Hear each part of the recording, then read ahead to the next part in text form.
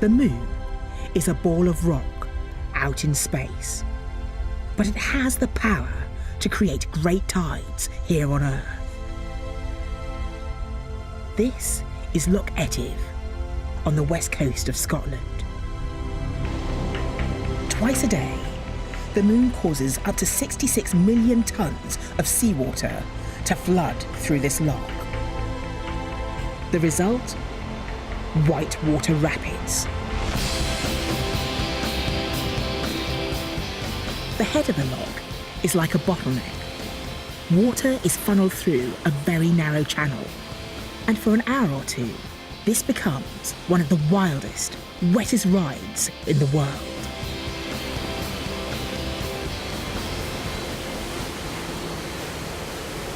These are the Falls of Laura. That's what the locals call them. In Gaelic, Laura means noisy, because as the tidal waters rush out of the loch, it gets very, very loud.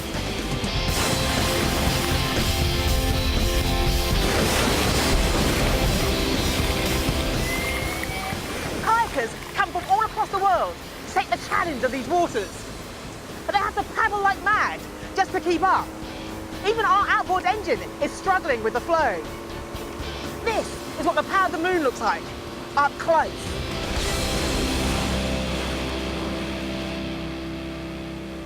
My love affair with the moon began as a child.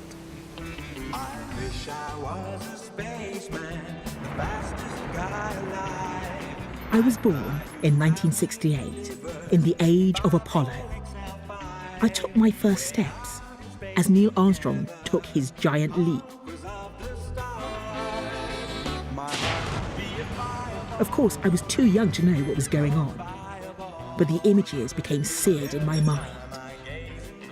From an early age, I wanted to go to the moon. At school, I struggled because I'm dyslexic. But then I discovered science, and something clicked. I wanted to become a scientist. And sure enough, today I build satellites. It's a mix of engineering and physics, and I love it. But now that I'm a space scientist, hardly anyone is talking about the moon anymore. It used to be the new frontier, our future. Now it's seen as quaint, old-fashioned, irrelevant. I think that's wrong. Completely wrong. I'm still mad about the moon. Not just because I want to be an astronaut and go there one day. No. I'm mad about the moon because the more I find out about it, the more extraordinary it seems. The way its presence can conjure up this torrent of water and these waves. And how does it do this? With the help of gravity. Gravity is a great universal force of attraction. It keeps us firmly in our place on Earth and keeps the moon in orbit around us. But while the Earth is attracting the moon is also attracting the Earth, pulling at our oceans. So I have a set of scales, a metal block, and a powerful little magnet. You see, the force of gravity is very similar to magnetism. They're both forces of attraction.